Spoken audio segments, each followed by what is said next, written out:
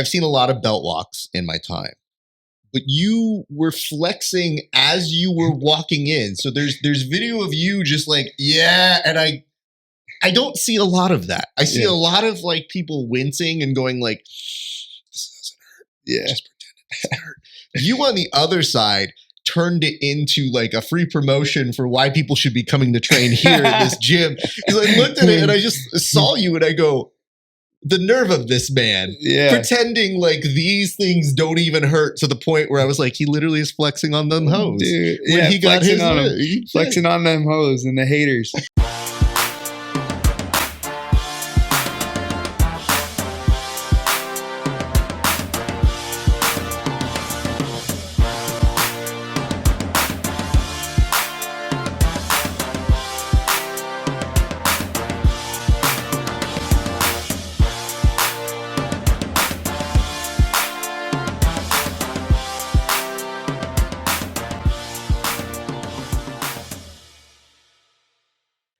What is up, ladies and gents? It is your friendly neighborhood BJJ podcaster, Raph Esparza, coming to you live from a house. We'll get to the person's house in a second here. But we are so glad that you're here to join us. We have an excellent interview that's coming up. But before we get going, a couple quick reminders. Number one, have you joined our Discord? If you guys like talking shit and as well getting in some of the previews of these episodes, join our Discord. You'll find a link down at the bottom somewhere here in the nether regions. Two, have you become a member of our show? Easiest thing that you can do, go to HY.PAGE/grappling hour. And you can see these interviews 30 days before anybody else. Do you hear me? 30 days before anybody else. Or you can also see the premium content, some of which we're going to do here today, that nobody else gets to see. So you want to be in on that ASAP. So 2 ways of doing that. Again, follow us at HY.PAGE/grappling hour. Or if you want to wait 30 days to see these interviews, totally cool. Go subscribe to us over on our YouTube page. We love all the support, etc., etc. All right. So you may be asking yourself, Raph, you're in a different location. Where are you right now? I mean, it would look very nice. It's a very homely setup. And when I go to this main shot right now, you'll see who the guest is. But I want you to just take a look at the setting behind us. There is a beautiful amount of gold. You guys can't even see the top up here, but there is so much gold.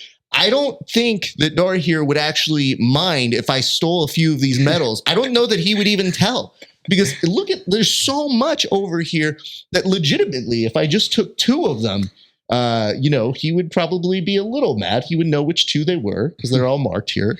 But anyway, ladies and gents, our guest here today is a winner at the No Gi Worlds, but that's not all he's done recently. My man has been killing it on the local circuit here in California. I have seen him compete multiple times, very aggressive, very good jiu-jitsu, and we've run into each other a couple times, and I kept saying, I was like, let's just wait for the right time, the right opportunity, and that just happened to come up today. But ladies and gents, please welcome to the show for the very first time, because that day is now, one, Dory Aoun. How are you doing, sir? Doing great, brother. Thanks for having me on today. Having me? You're the one that invited me to your place. This is beautiful. Welcome in to this is the Tiger's Den. This is the Tiger's Den. Okay, can I tell you why this place freaks me out to begin with? Why is that? Okay, so obviously there are things you can lift, things that are very heavy. Right. Totally get that. There's also jiu-jitsu mats that are right here. So you are prepared to both lift and then beat somebody up in jiu-jitsu. So you have all of the accommodations to do all the things that you're good at. One little thing that did throw me though when I came here. What's that? There is a whiteboard. And that whiteboard has directions on it. What is on that whiteboard? Because legitimately I saw the word pull up and I was like, bro, I don't do that. So honestly, where the whiteboard came from was every time I would set myself out like a workout to do, I would, naturally you get tired and you want to bitch out. I'll just do 3 sets. Like I had 4 sets in my mind. I'll just do 3. So I write all the workouts down like fully on the whiteboard. And then as my sets go, like I tally down on the whiteboard. So I make sure I complete the whole workout. So it's like a little way to like hold myself accountable, I guess. Like if I wrote it down, I can't bitch out on the last set type thing. I mean, I'm with you, but again, I'm looking at it and just like, the guy who does my S&C, he's got half of that.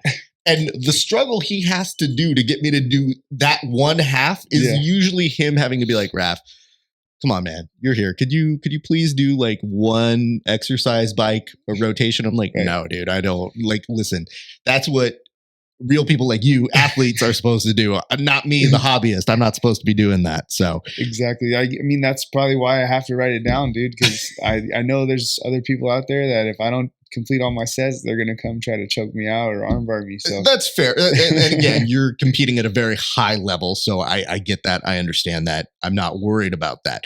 It's just the fact that you have all of the tools here that I see. Tiger's Den. Tiger's Den. That look like they would take away all my excuses to work out. So if I would look at you and be like, oh, hey, I don't want to do any of this lifting or the bench press, no, I don't want to do that. You'd literally roll out the mats and be like, you want to roll? That'll be good for you. And I'd be like, shit.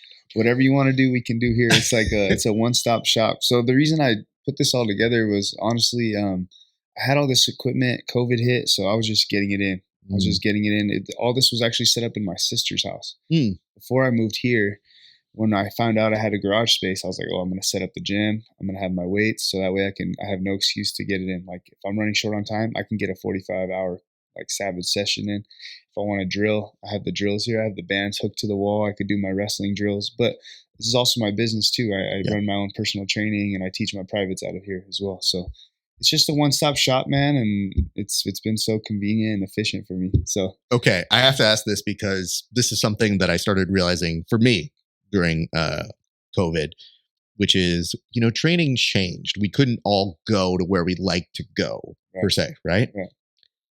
Were very, very hard sessions here because this is mostly a drilling space, but did like hard training still happen here during COVID? Because I'm looking around the space and I'm like, I know that you do wrestling drills, but I know that it's cozy enough where that if you did a double, I'm going into your washing and drying machines. 100%. Man, I invite the guys over sometimes Friday nights. Like we just have like the most savage sessions. We'll do like blindfold rolls. Like I'll put a blindfold on. Okay, hold on. Before we come back to whatever you were about to say, why are you doing blindfold rolls? I have a homie who's doing that too. Dude.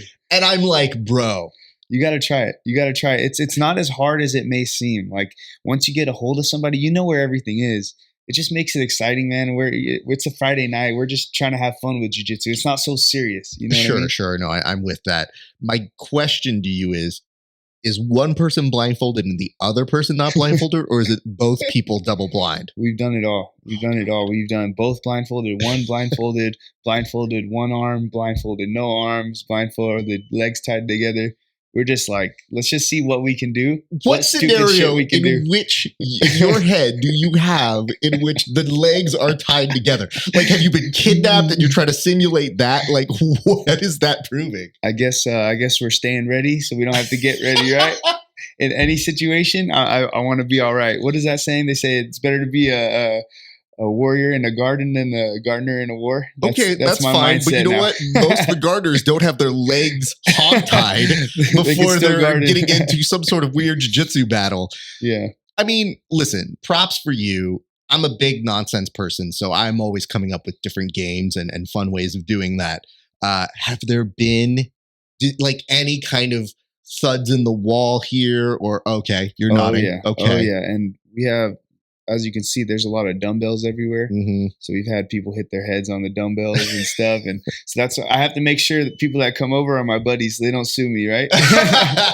They sign the waiver. Know what it is? They should all be forced to, as they walk in, like just to fill out like an iPad where they just go like, agree. What did I agree to? Just trust me. Just hit agree and everything's going to be okay. So I'm impressed by the space. And the reason why I say it's cozy is because it is a big enough space where you could get good training in. Yeah. So that's awesome. I've just seen the way that you've competed and I know that you can make good space out of a small amount, but your jiu-jitsu ranges from really solid wrestling. You do really high impact matches. So that to me is like, this is like a quarter of the space that I've seen you compete, because I've seen you run out people. I know where you train. So I know some of the people that you're training with. And I think to myself, a normal person like me rolling here, I can make this space work. Yeah. You doing one takedown, it's kind of like, damn, dude, I don't know, man. I might be in some trouble here. So 100%. that was the one thing. So we were trying to schedule out times and figuring out like training and all that sort of stuff, what was happening. And I have to tell you, part of what was going through my head was, okay, if we do come here, the other people who were very nice to extend an offer were the Rotolo twins. So both of them were like, hey, Raf, come on over, man. You know what you should do? We should get together. You should come at our place and like, train in our garage. And my first thought with them was, I don't want to go where you guys have the advantage. You already can beat me up. Yeah. I already know that. Yeah. But there's two of you and you have home field advantage. They'll never see me again. Right. And with you, I was like, all right, at least if they don't see me here, my sister lives like down the street this way. Like they know where to find me. My brown cousins will know where to go. Gotcha. They'll be able to come get your remains. They're going to be like, did this dude die by a dumbbell? Like what happened here? Yeah, a good workout. Then they're going to see the whiteboard and see all the sets you did. And then they're going to be like, oh, damn. You know what? That's what it is. They're going to look at that. They're going to go like, this dude did 2 push-ups and he was like, oh, he just passed out. So let's ask this. What did it feel like to end up getting the win over at No Gi Worlds? Because not only was that amazing to see you do it, but like I also saw the results of this year's IBJJF, which said that you beat the second place person for IBJJF points by double the amount of points.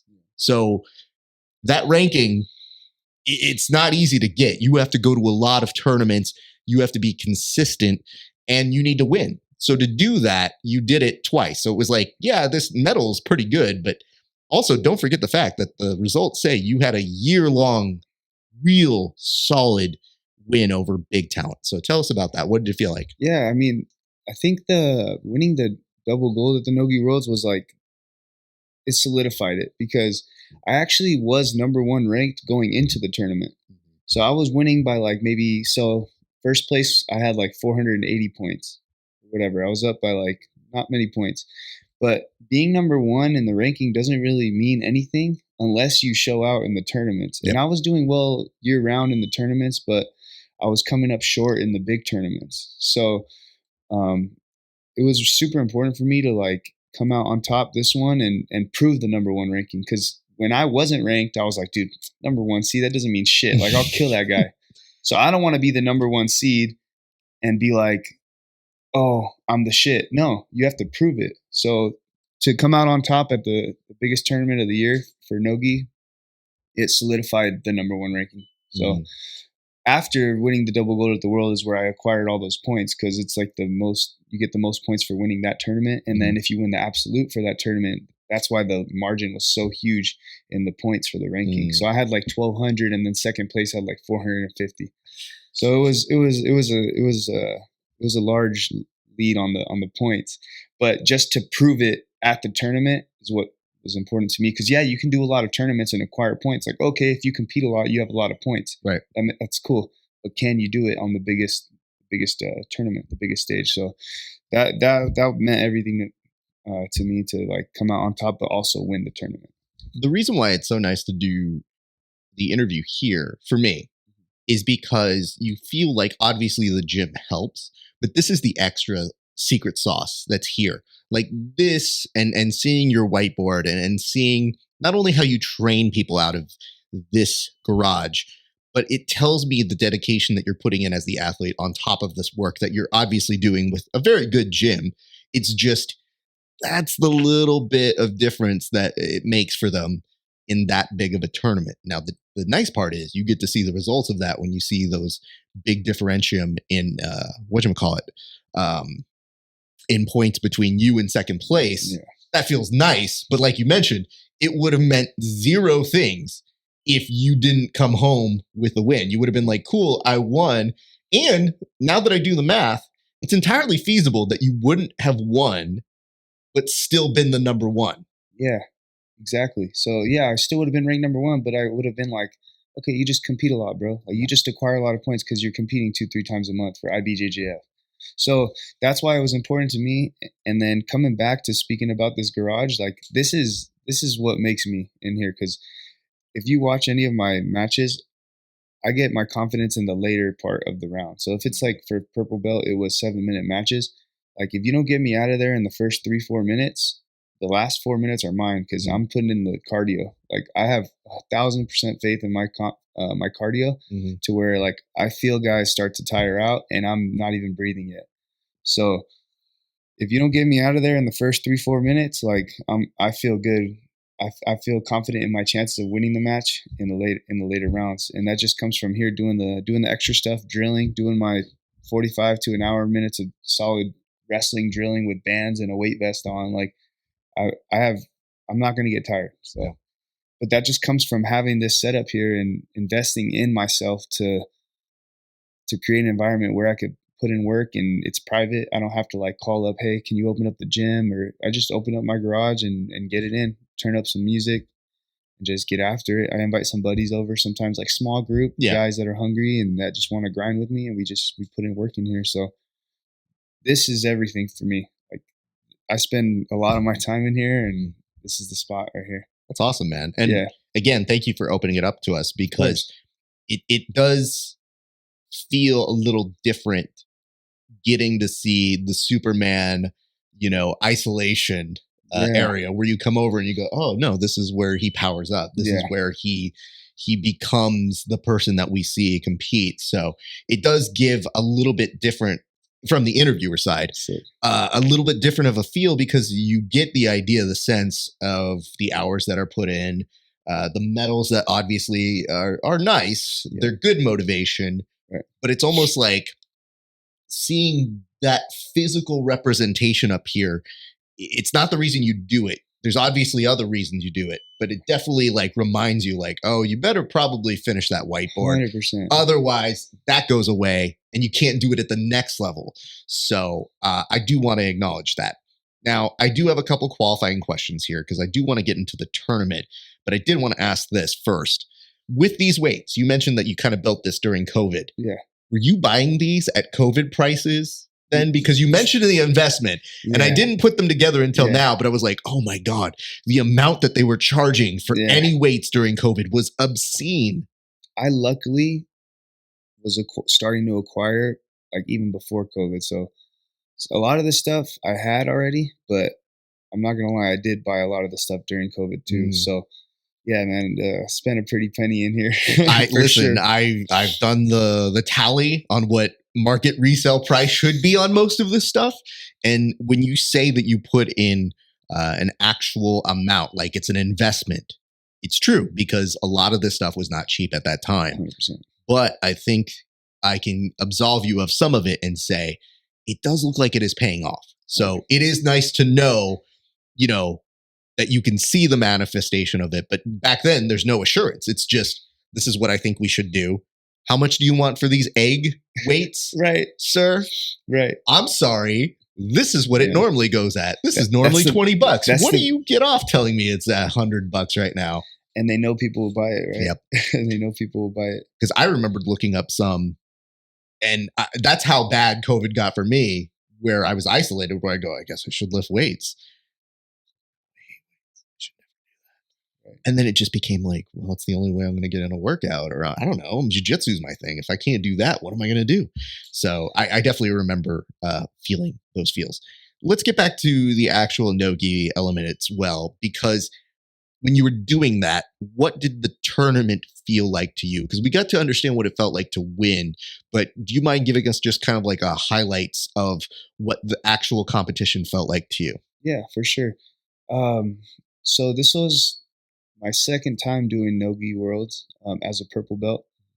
I did it at blue belt as well. I lost my first match, and then last year when the tournament was in Texas, I actually won my division as well. So the thing is though, is I closed out with a teammate in my division, and it did not feel the same, bro. Like I was considered a no-gi world champion, but I closed out with a teammate. So it didn't feel the same way as like this year when I actually won it. So let's go back to last year. And then I went into the absolute finals and I lost in the finals. I got choked out. Dude, so I got so I had a silver that year in the absolute finals. So coming into my second year as purple belt doing it, I wanted to get the double gold. So just going through the tournament, man, I you know, the nerves are always there for any tournament, but this one I felt pretty calm. I was like, I've done this before. You're number one. Like, just prove it now. Like, everything when you get out there is going to handle itself. Don't let the nerves overtake you, you know? So every match I'm going in and I'm looking at the names and I'm like, oh, damn, this guy's pretty good. But I feel I'm pretty good too. Like, he's probably thinking the same thing about me. Like, keep your cool and just let everything show on the mat. And when I got into every match, as soon as I stepped on the mat, I felt free, and the hours of drilling and everything took over, and I wasn't really thinking anymore. Like, even after the matches, I was like, dude, I don't even know what just happened right now, but I ended up out on top, you know? The finals of my division was special to me because I actually lost to the guy that I beat in the finals. We did like a submission only tournament, and he heel hooked me in like quick, dude, like in a minute and a half. And I saw his name in the bracket, and I was like, all right, that'd be cool to run it back in the finals, right? So we get to the finals of the division, and I see his name on the other side, and I was like, all right, like, this is it. Like, I gotta get my get back right now. We had a crazy match. He like judo threw me. I like flipped in the air. I came on top, and then I took him down, and then I got to his back, and then when I got under his neck and sunk in the choke, I actually like he was sitting up, and I had him on the back seatbelt, and I threw my leg over his arm, so I trapped his arm while I got the back hooks. Mm-hmm. And when I got under the neck, I realized like how tight it was, and then I just squeezed like as tight as I can. And then when I felt the taps, I just like leaned back on the mat. Like, I couldn't believe it happened. Like, it felt so different than closing out and getting a gold medal, but to win it by like submission, like, all my emotions came out. Like, I started crying like a little bitch in front of everybody. I laid there, I was like crying. I was like, oh man, here we go. So then I just wiped my tears, and then I got up, I celebrated with all my family because the tournament was right here in Anaheim. Yeah.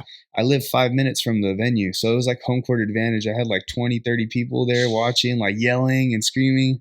So then when they raised my hand, like, I jumped over the wall and celebrated with everyone. It was like a special moment for me, honestly, to win it by like without closing out. Like, yeah. I'll never close out again.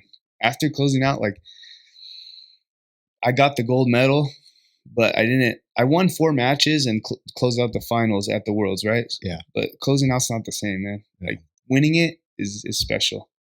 And then going into the absolute final, so I got the gold, I celebrated with the fam, and then I remembered like, oh shit, bro, you said you were going to double gold. So you still have to go win the absolute. So like, I celebrated, I took pictures with the family, and then I went back to the warm-up mats, and I like put my music back on. I ate a little bit, just chilled until the absolute started.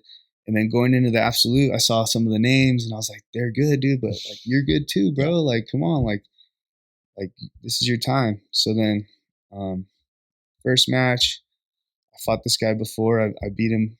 I beat him every time. So this time he got like a tight Kimura on me. I defended it, and I passed his guard, but then he got the Kimura again. But then I did the counter where you step over their head and armbar the far side. Mm-hmm. So I got the submission on that one. The second match, I go in, and the guy, he takes me down. So he's winning 2-0, and then I just turn it into a scrap. Like, we dude, that match is crazy. We got into like so many different positions, like so many different scrambles. The whole match was a scramble.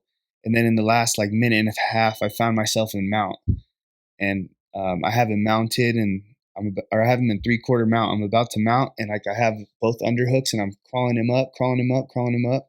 And I just feel him like starting to break. I'm like, all right, this is my time. I'm about to sub. I'm about to get the sub. But then I'm like bleeding everywhere. So they stop the match. Oh no. So they start wiping all the blood. And then he got like 3-4 minutes to recover. So when I got back in mount on the reset, he like bumped me off because he was full of energy.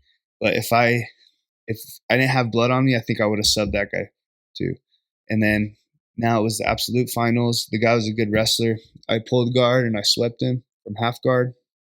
I was up 2-0, and then that was it. I won the absolute finals 2-0. So it was double gold, purple belt. That was crazy. Like, I couldn't believe it happened. I went to the podium, and then I was gonna do an interview, and then my professor came and surprised me with the brown belt too. So that was like, it was like the most perfect day. Like, it couldn't have gone any better. Like, I still can't believe it happened. Like, I watched the videos and stuff. I'm like, dang.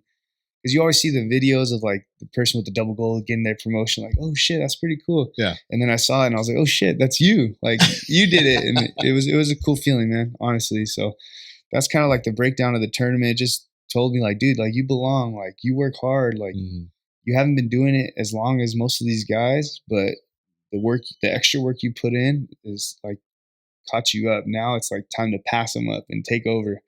So moving into brown belt, I'm excited to like prove it, you know? Well, I also want to acknowledge your belt walk, because I saw the video of you doing it.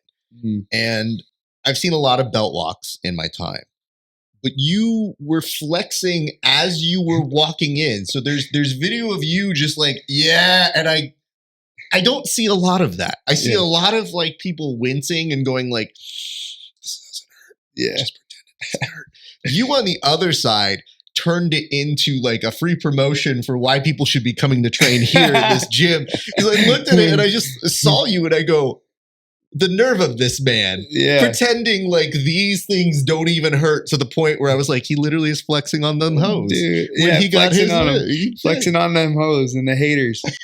No, dude, I think if I just walked without like flexing, I think it would hurt more. So I was like kind of trying to put the armor on, you know? Like I was like, dude, these guys and all my training partners, because I played college football before I started doing jiu-jitsu. So when I started doing jiu-jitsu and started competing and posting videos of me doing it, a lot of my buddies that I played football with were like, hey, I want to come try it. So it's like at Hustle Jiu-Jitsu in Santa Ana, it's seriously like me and my whole football team that's training. So we're like wall to wall training, crazy aggressive. And when they had the opportunity to whip me, dude, they destroyed me. So that's why I was like trying to like, don't get me wrong, that shit hurt, dude. But I was trying to flex on it. And I saw the look on your face, and you have a good poker face, if that's the idea, because I laughed so hard, and I knew we were going to do an interview. So I knew we were working on time and availability.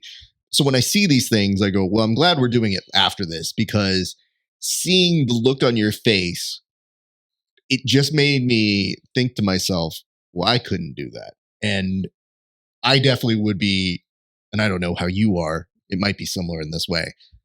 I would be making mental notes as to every person who hits me hard. Oh, we do. And I am that vengeful. Like, I am petty to a T. Yeah. I definitely like take notes, take names, and go, okay. So I actually got some immediate get back. My buddy, he whipped me that day. And he's known. His name's Efren. He trains with us, and he played linebacker on my football team. So he's just a savage, and he whips the shit out of everybody on Gauntlet Day. And then get this, I'm gonna tell you a story about him. He goes to visit a gym in Florida. He's like a blue belt savage, but he's like 220, like with a six pack, just jacked. Yeah.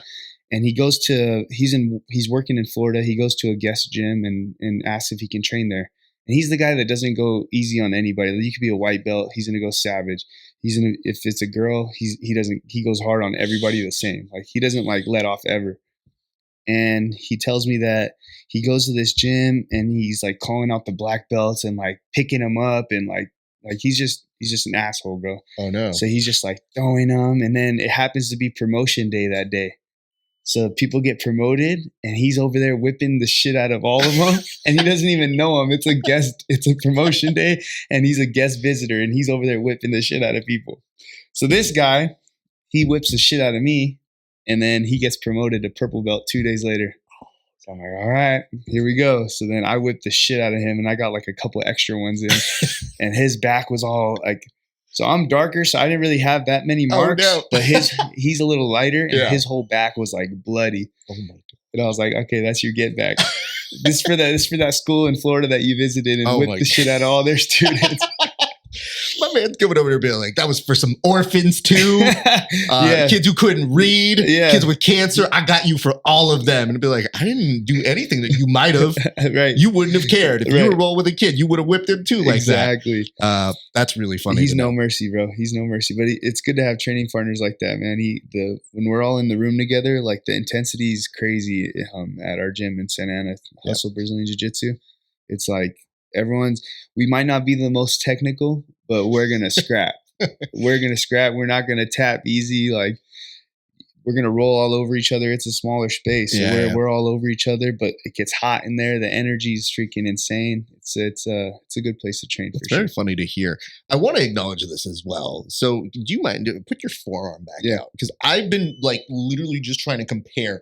Like I just saw you like talking real quick, and you're like, yeah. So anyway, and I go, dude, bro, I like the camera angle is not good enough for both of us to have our arms in. I'm just gonna keep my arms down here in the black. You got to get on the rice bucket. Bro, yeah, sure.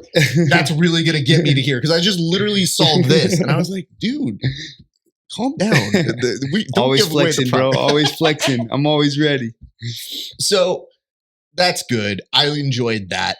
You mentioned playing college football. I want to go to origin story right now. Mm-hmm. Now, you mentioned you haven't been doing this as long as everybody else. Yeah. So where does jiu-jitsu or martial arts find its way into your life? Oh, okay, cool. So I grew up playing basketball and football. I played both in college. And then so I played at junior college level football. And once my season ended, my last season there, I was either going to try to get a scholarship or just finish my education somewhere else. And I wasn't by any means like the star player or offered any like appealing scholarships. I got some like D2 NIA offers in Kansas. Like I was like, dude, I don't really want to go to Kansas. And it wasn't any offers that were appealing to me. So I was like, you know what? I'm gonna just stay local. I'm gonna get my degree here at Cal State Fullerton. So I went on to finish my degree, and I got it in kinesiology from Cal State Fullerton.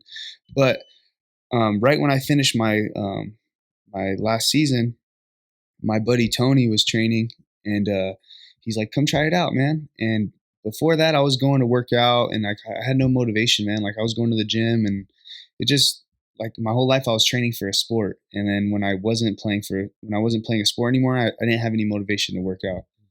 And I went to go train, and my professor's like, he's a rooster weight. He won he's a gi and no gi world champion, and he's 130 pounds. And I walk in there, and I didn't believe in martial arts, dude. So I walk in there, and I'm like 230. I just finished playing football. I played tight end, and I was like, what's this guy gonna do? I didn't believe in martial arts, bro. So I was like, this 130 pound guy, like I'm about to beat him up. Like I was getting in bar fights, doing stupid shit. I was like, I'm gonna beat the shit out of this guy. There's nothing he could do to me. We start rolling, and like 20 taps later, I'm like, oh damn, like jujitsu is real. Like this shit is crazy. He gets me in all sorts of stuff, and he's half my size. I'm like, oh damn, I gotta try this out. So then I keep going, I keep showing up, and like it starts to grow on me. Like I like to learn, and every day in jiu-jitsu you learn something new, and it's active, and it's challenging. So it just I got hooked. I guess the jiu-jitsu bug bit me. And then like 2 months later, I signed up for a tournament, and I'd like to compete in anything. So I think the tournaments got me hooked. So the first tournament I go, it's a local one. It's a local one in Huntington Beach. I go and I win gold. And I'm like, dude, damn, that was pretty cool, you know? So then I do another tournament. I win again. I'm like, dude, this is sick. So now I'm just learning more and more techniques. I'm like, dang, I really like competing. I just started competing, and I get to white belt. I signed up for Pan Ams, and this is like the first big tournament, and I won. And then I got my blue belt, and I was like, dude, I'm gonna keep going. And then that was 5 years ago. I'm gonna be training for 5 years now in January. So I just kept competing and kept falling more in love with it. I found like a good group of people around me and good community that was like healthier than the lifestyle I was living before. So I started when I was like 23 years old. I'm 28 now. So that's what I mean by like I haven't trained as long as a lot of these people, and I didn't start as early as a lot of these people that I'm competing against now, especially. A lot of the guys at like purple belt adult or blue belt adult, of course, brown belt adult, black belt adult, they've all been training since they were, 9, 10 years old. Even Mika Galval, 5 years old, 3 years old. Bertolo brothers, there's videos of them doing crazy techniques at like 5 years old. Like that's just crazy to me. So being only training for like 5 years, like I knew I had to do the extra work, like getting in extra drilling, studying on my own time, studying instructionals and learning. But other than that, it came to me late, but I still feel like I have a lot to prove, and I'm barely just getting started in this. So That's really cool to hear, man. And I'm glad you became a believer, because who knows how many more bar fights you might have been in just being a hooligan seriously. or whatever. Because the thing is people don't understand this. When you're around other people who do other sports, I'm not saying martial artists are perfect. We know that. Yeah. But if you're around the football team, the basketball team, there's a lot more shenanigans where Jocks are assholes, bro. you don't have the sense of, well, this is the way we need to act, because we just don't have that gene. It's just like, I got into a fight, whatever, nobody cares. Here, it's kind of bigger news. It'd be like, why'd you get in that fight? Yeah. And then sometimes it becomes, well, hey, this person was doing this. I did it to just kind of chill everybody out, or you know better now. What I like about your story is that you were an athlete before. So I want to ask very quickly, what were you playing? Like, for how long were you an athlete before you went into jiu-jitsu? Because you mentioned that you were playing a lot in college, but like, when did being an athlete start for you? So it started, so I guess I didn't grow up. I grew up like playing for fun with my friends in the street, you know, but like organized sports, I started my freshman year of high school. Okay. So you weren't even like playing organized sports. No, my first year of organized sports was my freshman basketball season. See, this is where things get insane. And it does explain why the hustle is so heavy right now. Because you just mentioned, for the jiu-jitsu side, we have people like the Rotolos or Cole, who's a purple belt. Yeah. Bro, not all ranks are exactly the same. So you're competing against these people who have been doing it since they were kids. And then let's assume, things being what they may, somebody has a similar story to you. They might have been playing professional sports, or like at least organized sports, when they were 6, 7, 8. The fact that you started in high school playing and thinking, oh, maybe athleticism is where I'm going to go, or maybe I'm really enjoying this. And then you make it to a very good level in college. And then you find the sport after that.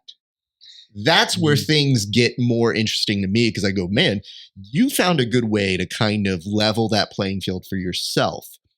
Having said that, I'd love to know, what is it that you brought the most from doing those other sports into how you're training now? Because where a lot of people see that as kind of a weakness, or something that they have to kind of deficient make up, sort of a thing, you came from different sports, but you brought a good attitude to trying to learn this. But what in those sports gave you kind of either an edge, or something that made you kind of understand, like, oh, I've got this going for me in jiu-jitsu? Yeah, that's an awesome question. So my freshman year of basketball, I actually like barely made the team. So when I barely made the team, I wasn't getting minutes. I took it upon myself to get better. So after school, I would go to the gym and work on my game all day, every day. And then by my senior year, I was the best. I was the team captain for my varsity team. I went to the Orange County All-Star game. And I think doing that, going from like the worst player on the team to the best player in the county, by my senior year, it told me that, dude, it doesn't matter when you started. Like, if you work hard, you can overcome all these people. Because a lot of the high level guys right now, they're talented, but they might not work that hard. But then you get the guys that work hard and are talented. You get Gordon Ryan, right? That's the best guy in the game right now. But I realized, like, dude, I can pass up a lot of these guys quick. And I'm a competitor. I hate to lose. I love to win. And I feel like I have that competitive edge that I got from basketball, from playing football, talking shit, getting hitting people. Like, you have to be able to compete. A lot of people, they're great in the gym, and then they get on the competition mats and can't do it. So I think just competing a lot, whether it's basketball, football, or jiu-jitsu, you have to get experience competing. So I think just the biggest thing I can take away from playing those sports is learning that hard work will always pay off, and you can pass up people in a short amount of time because other people aren't working as hard, or you learn how to compete and control your nerves a little bit more and be ready to do what you do in front of people watching, and perform better on the competition stage. So I think those two things for sure, and just that to know that, like, it's a privilege to do this. It's a privilege. Like, I can go work and make money, but I choose to do this. I choose to live this life and to actually value it, and put put your best forward. Like, dude, you don't know how much you can do unless you give everything you got. Like, see what your true potential is. Like, that's the coolest thing to me. I'm trying to find my true potential. Like, how far can I go? Like, I didn't know I'd be like double golding purple belt worlds. Like, what the hell? Like, me, I started 5 years ago. Everyone I compete against been training 10 plus years, and I won. So I'm gonna keep pushing it and seeing what my true potential is. Like, I know it's possible. So Well, you also made sure that you would have more opportunities afforded to you because your degree going into kinesiology allowed you to understand the body and mechanics. So what we do in jiu-jitsu is I wouldn't say the healthiest at all times. I'm pretty sure there are a lot of doctors who say, "Why are you doing this?" And we all just go like, no, it's fine. But to actually understand the science on that side has probably better informed how you've structured your workout regimens, and as you're becoming more of a leader on your teams, to shape the way they approach it. Because it's one thing to drill and it's one thing to have purpose when you're drilling, but it's all the stuff that you do outside of it that you really need those guys on your team. You need your strength and conditioning guy. You need your tape footage guy. Like, and if you are multiple versions of that, because I'll tell you one thing that made me really happy when I walked into this gym, I literally saw the TV up there. yeah, Now, if you're like me, and I hope in this way you are, that tells me, there's a lot of jiu-jitsu that happens in this room and a lot of lifting, but that means tape study's happening right there. 100%. And I'm a guy who thrives off tape study. And I'm not a competitor in that way, but because information is out there for both myself and others, I don't understand how athletes at a professional level do not take that time to do that, especially for themselves. Because there are some people who feel very good about, like, you know what? I don't go and look at my opponents. I just go in there and do what I do. Great, more power to you. I'm a person that likes to study.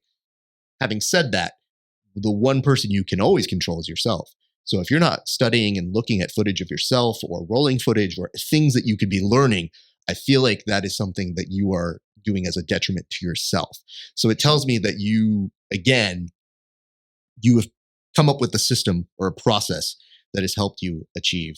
And it does show. So I think even when you're saying, like, you know, hey, this is really cool for purple belt right now, that's where you're at right now.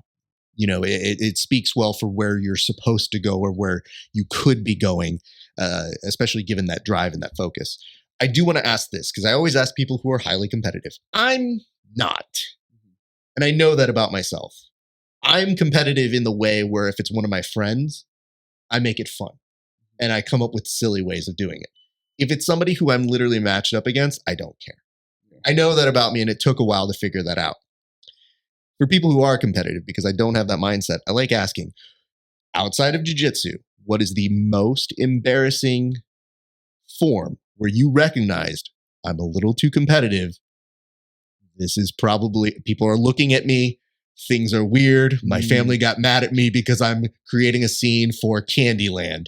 Or where is your competition made you kind of have a moment where you go, oh, I take this a little too seriously?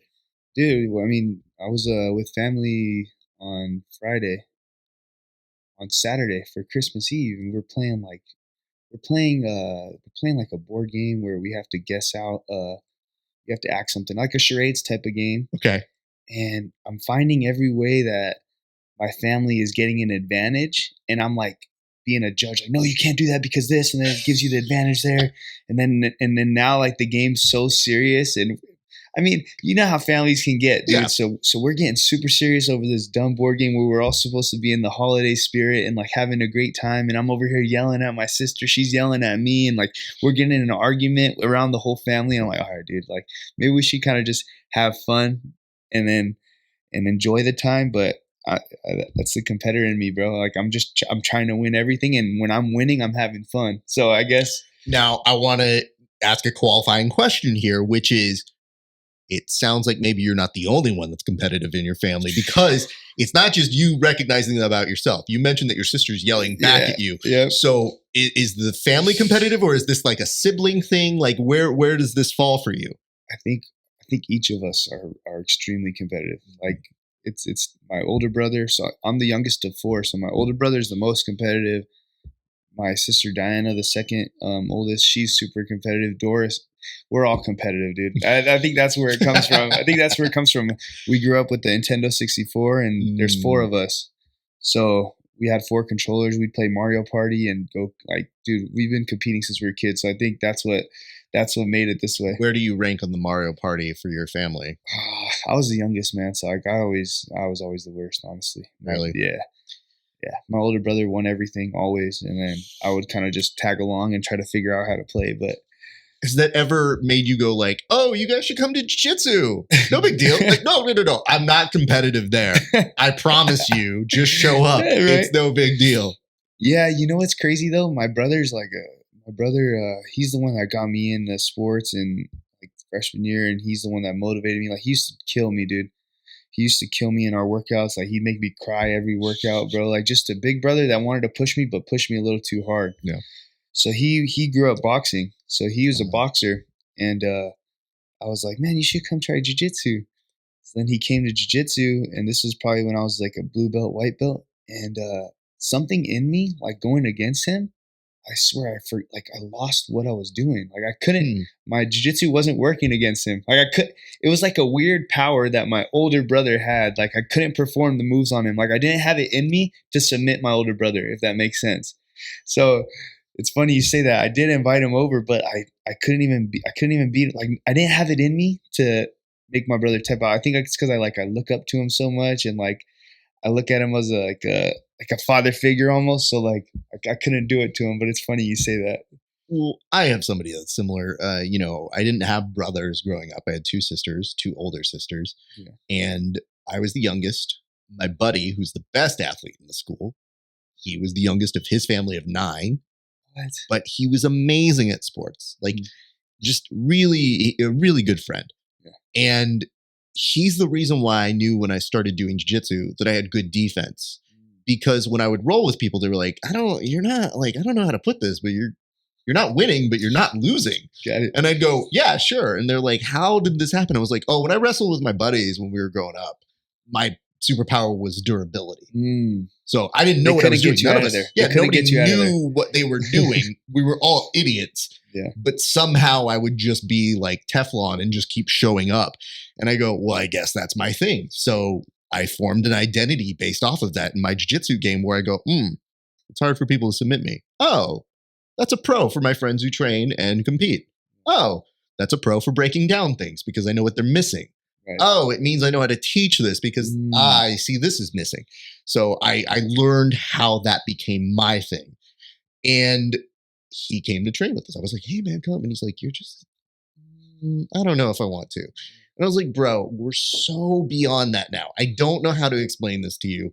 I know you're competitive. I know when we were playing around when we were kids, we were competitive. But like, this isn't me just showing you how good I am. I want to show you why I love it. And he comes, and because he's not used to it, I get him in this kind of head and arm choke. And I'm like, I know he's not tapping, so I don't want him to pass out because we're at a gym, we're at a friend's gym. I don't want to make this a weird thing. So I get this arm bar on him and I start switching this. And I'm like, he's not tapping. I really clearly explained to him he needs the tap if this is happening. Similar situation. I'm like, you know what? I'm just going to let it go. I start working with him again. I see somebody's eyeing this guy because they want to come over and roll with him. And at this point, I have to tap him because this dude's going to roll with him next. And I realize if he does this with that dude, I have no control over that. Yeah. So at that point, he does it, but he does this kind of very soft verbal tap where instead of tapping, he just goes, okay. I go, hey man, so if you get here, please tap a little bit, 3 times or you know what I mean? Like let them know physically do that. And he's just like, I mean, you didn't really have it. And I was like, okay, how do I do this? This guy you're going to roll with next, he's going to fuck you up bad because he doesn't know who you are. And he just assumes you're a body. And this guy's like, okay, you had it. And I was like, I know I had it. You don't need to tell me that. And he rolls with him. He comes back. He's like, dude, this sport's crazy, man. I was like, yeah, if it makes you feel any better, I didn't fuck you up as much as I know I can because I respect and like you. And I just want you to have fun. It's not about that. And he goes, oh. And then he came back to me, I think like a year later, and he goes, hey man, I've been watching a little bit more of the sport. I see why you like it. And I go, thanks, man. I go, I'm glad that anytime you want to come. And I go, and you should know, you're not even on my list. I have a list of 10 people who I'm hyper competitive with who are the homies. Those people I care about. Literally anybody else outside of that list, if they get an armbar on me, I'm their biggest cheerleader. If they tap me here, great. I'm happy for them because that's what it should be. And he's just like, all right, dope to know, dope to know. It's kind of a tough situation when you get a newcomer in that wants to try it. Like you want to let them know that it's real because not everyone believes in it. Like they're like, dude, that shit doesn't work on me, right? Same way I was when I first started. Yeah. But then you don't want to kill them too bad and they never show up again. Absolutely. You know what I mean? Yeah. It's funny because I had a similar situation with my buddy. Well, he wasn't my buddy. It was my first time meeting him, and it was his first day. But he was a former football player, so he was a tougher guy. And we start rolling, and I'm kind of being nice because it's his first day. So I'm just letting him work, like letting him like move around. Sure. And then he's like, "Hey, man." So his name's Martin. He trains with us. He's a blue belt now under at Hustle. He's like, "Hey, man, like, is this how you fight like in the tournaments?" I'm like, "No, man, I'm just kind of working right now. It's just training. Like, I want you to get a little feel for it, you know." He's like, "No, man, like," he's like, "go as hard as you can." I was like, "Sure?" He's like, "Yeah, bro, like I'll be all right." So pop, pop, pop, pop, pop. And now I'm just like letting him feel it, letting him feel it, and taps on repeat, taps on repeat, taps on repeat, and he's like, "Oh, okay." He's like, "Oh shit." He's like, "Okay, I got you." He's like, "Can you do that with me every time? Like, I don't want you to go soft on me." And then I was like, "Damn, dude, like this guy's gonna be a savage." And sure enough, bro, he's still there. This was like 3 years ago. He's still training, trains hard as like every day. You roll with him, like be ready because if you go soft, like he's gonna be scrappy. He's gonna try to rip your arm off, try to rip your head off. So, but some people have it to where they want to get beat up, and then some people, if you beat them up too hard, they won't come back. So it's like. It's a tough situation sometimes when you're trying to get your buddies in to train, like you said. Well, even with some of the people who I train with regularly, I do what I like to call a marathon session. So that means an hour on the clock, don't look at it. We just roll. Damn. Hour straight? Yeah. But hold on. Calm yourself. It's not you rolling an hour. Like, it's me rolling an hour. My pace is a little slower. It's still an hour, though. It's still an hour. And I've had plenty of athletes who are like, I can't do an hour. And I was like, you can fuck off. You can run. You can do all these other things. Yeah. But the way I structure it is they have to be a certain caliber of person. One, they have to be competitive but not dumb. Two, it's usually people who I admire their games if they're my level. If they're above me, I think they're people who are going to push me. They'll probably tap me a bit. And if they're underneath me in terms of technique or skill level, it's me saying like, hey, here's a quick way to kind of learn if you really want to compete or you want to fight. Here are some ways that will kind of simulate like you're tired, you're pushing yourself, you're going. But what I tell people is like, it takes a certain kind of person. Because what I do, if I don't know how they're going to react to rolling that long, with like no clock to save you sort of a thing, is always, all right, I'll tap them quick. Like I'll tap them real quick and then we'll see where they are because they'll know we have an hour to go. But if I tap them within a minute and I see how they look, I want them to kind of want to be better and go. But you will quickly find out like, hey, this isn't for you. And if it's not for you, we'll do timed rounds. Like we'll do 6-minute rounds or 5-minute rounds. And it's my way of assessing, no, this is not how they should roll. But what I do find in that position is people who don't think they can roll for an hour being like, oh, I can. I go, it's similar to open mat. The only difference is you just don't have the time off in between. You don't have that minute. And for me, if I get put into deep waters at minute 40, if I hit a sweep, I think to myself, shit, it worked. Okay. Yeah. It might take you that long to find 1 or 2 bits of information about yourself, but it's really hard to tell people. And I'm sure you've done submission only matches. That clock not saving you is very mind-bendy. You have to have a certain health status in your brain to be able to do it. So those are an animal. There's no way out. There's no way out. It's savage, dude. It's like tough. give up or find your way out. You know? That's when they say sometimes, hey, he gave up in the round or they gave up something. And it's like, well, yeah, after 50 minutes, there's really no way out of it other than injury. Yeah. So you kind of have to push yourself. And there are plenty of times where I've rolled in those rounds and I've had people kind of working me for a bit and I go, shit, this is going to be an hour. But I come from the approach of I'm going to pull something from them that I didn't know before. And if they're better than me, that's fine. But it's got to be that they're bringing out something better than me. Yeah. And it means sometimes that I hold back a lot with my friends where it means, I can go a little bit harder, or I can maybe go a little bit faster, or a little bit more technical with them. So I structure myself like that. And so when I hear you describing like, man, this dude's a savage, like he wants to go hard, you in your brain do the exact same thing of, okay, he's going to be good for competition roles. Okay, exactly. Okay, he's going to be this guy that it's I can kind of assessment. Yeah, and I'm like, all right, I'm gonna beat him up a little bit more, and he's gonna be good for roles like this. So I find that everybody has their own way of doing it, and it is very cool to get that perspective. I want to ask this as well. So tell me a little bit about how you're training here, because I'm sure there may be some people that know that you do teach and that you do privates and strength and conditioning. So if I came to the gym and I was looking to maybe increase my jiu-jitsu game, or if I was looking for just general health things, what is that process like? And what are you looking for when you're looking for clients? Because time is precious. Mm-hmm. So I think it's kind of cool to kind of get a perspective of what that is for you. Yeah. So I know my time is valuable, but I also know that I have bills. So I do have to take on clients, but I also do, like, it sounds bad, man, but I want to make sure that I need to hold my clients accountable, but I need to know that they have a level of commitment to where I'm not chasing them down, or I'm not getting canceled last minute. And then I have an open hour where I plan my whole day around it, and now I'm missing out on time. So I like to make sure the client really wants it, honestly. I'm going to hold them accountable once I know there's a level of want. Once I find that out, I assess what their goals are. Everyone has different goals. Some people like doing certain type of activity, some people don't. So you kind of have to find a way to make it enjoyable for them and make it sustainable so that they can get to their goal. A lot of the time, if you create this plan that's kind of generic, that doesn't fit their wants and needs, it's just going to get thrown to the side and they're never going to get to their goal. Yeah.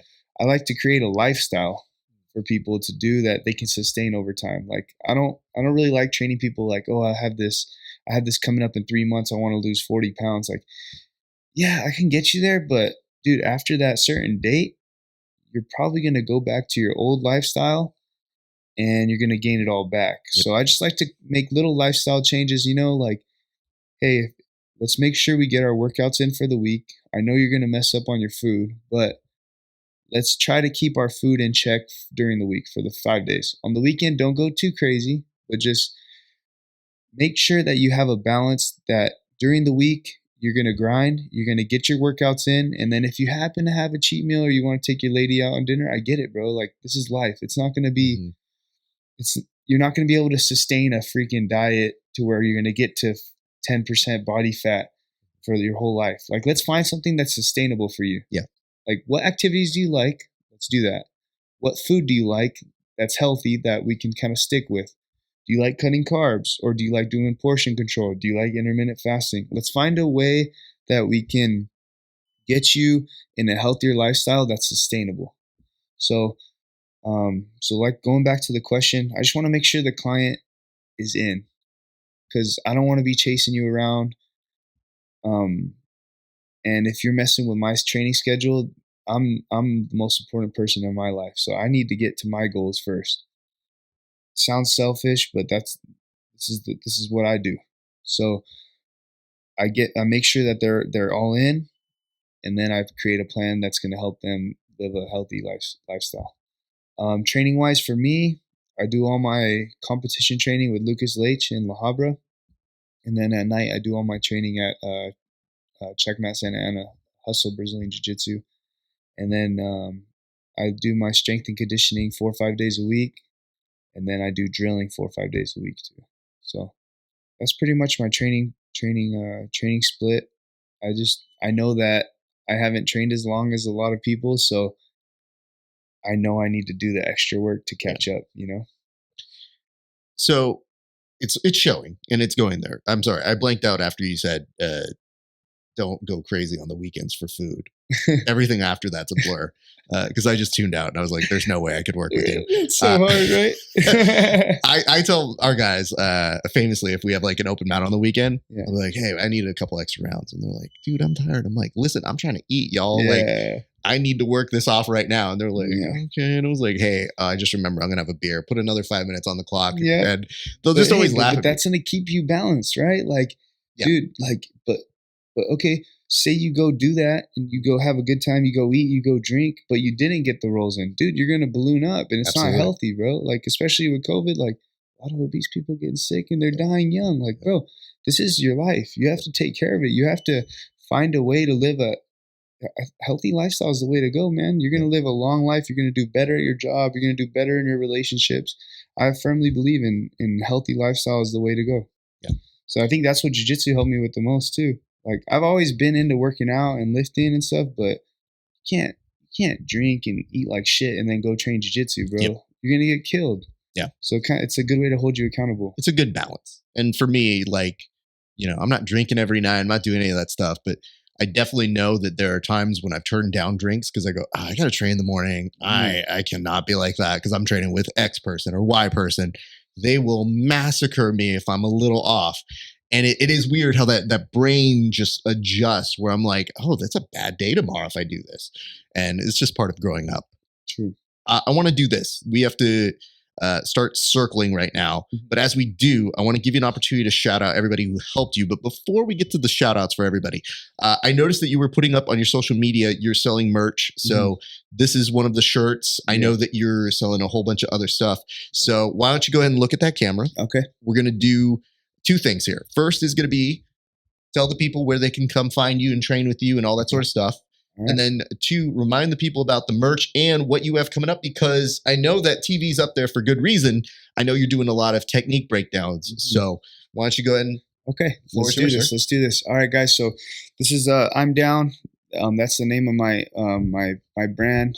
You can follow me on Instagram at imdown.com. I'm also doing match breakdowns on YouTube. The name of my channel is I'm Down as well. I have shirts, jackets, hoodies, hats. I'm doing a bunch of merchandise that you can buy on my website, imdown.com. Other than that, I'm just putting out jiu-jitsu content, putting out weightlifting content. I mean, I'm studying my matches already, so I'm just putting them on YouTube and how I break them down while I watch them. It's just interesting content if you're into the community, and all this merch it provides for me so I can go to all these tournaments and compete and travel, because you know how it's not cheap. So everything you get supports me and allows me to keep chasing my dreams. So thanks for watching and supporting. I want to say thank you to thanks for having me, and thanks to my professors. Give a shout out to Russell Contorna, Lucas Leitch, Checkmat Santa Ana, Checkmat La Habra, all my training partners. They're everything. They're the reason I've gotten to this point. You know, they made it enjoyable for me and provided resources to allow me to get better and chase this dream I have. So, when did you realize that you had a name that was going to work so well? Like, I'm Down sounds like the most perfect branding, because to me, I think about it. You're like, hey, who's interested in this? Oh, I'm down. I'm down. Like, when did you stumble upon that? Because every once in a while, I get a pun for my name and I go, oh, graphics. That's the word graph in it. Oh, I should do that. When did you stumble into that? Dude, so my Instagram name was D Aoun, and then I just put it together and I was like, Down. And then I realized I always said that, like, hey, you want to go eat? I'm down. Like, hey, let's train tonight. I'm down. Let's what do you want to do? You want to whatever? I'm down. Like, and then I put it together and I was like, dude, this is perfect. Like, you down to train? I'm down.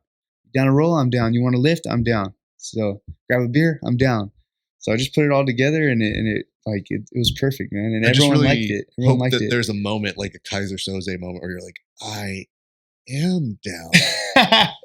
Oh my God, I'm going to sell all this merch. I've got branding on, like, whoa now. So that's super dope to see. Well, listen, I want to thank you for your time. Thank you for the hospitality. This is how you know this is a top-notch production here. My man makes sure that I have coffee, all right? He doesn't just let me host and get this set up. My man was taking care of me to make sure the interview would go well. I just want to say congratulations to you, sir. Thanks, excellent work all around. Very happy. Like I said, I've been watching you. I'm familiar with your stuff, and I was looking forward for a time where it would make sense. And I'm so happy that we did this because I do think it is good to commemorate where you have been, because I'm very excited to where you're about to go. So awesome, keep on it. Stay active. A lot of people are watching, and I know that they're very excited to see what comes next for you, my man. Thanks for everything, brother. And keep doing what you're doing, man. You're pushing the sport forward and giving us athletes a platform to speak about what we do, man. So I really appreciate it, brother. Thanks for everything. For saying all those. No, you don't get to actually keep that. Oh, come on. I want to say thank you guys for tuning in. Hey, always want to remind you guys, like and subscribe. That's great. Become a member at HY.PAGE/grappling hour. If you want to hear what this man's favorite match of 2022 was, you need to become a premium member. Again, HY.PAGE/grappling hour, and join our Discord. We're going to talk a lot of mad shit about people today. I just put up a post today that I think was kind of mad, disrespectful, but I put it up anyway because I was in a mood. That's what happens when you go on our Discord. That's going to do it for us here today. It's been a great day for grappling. We'll see you back on the mats.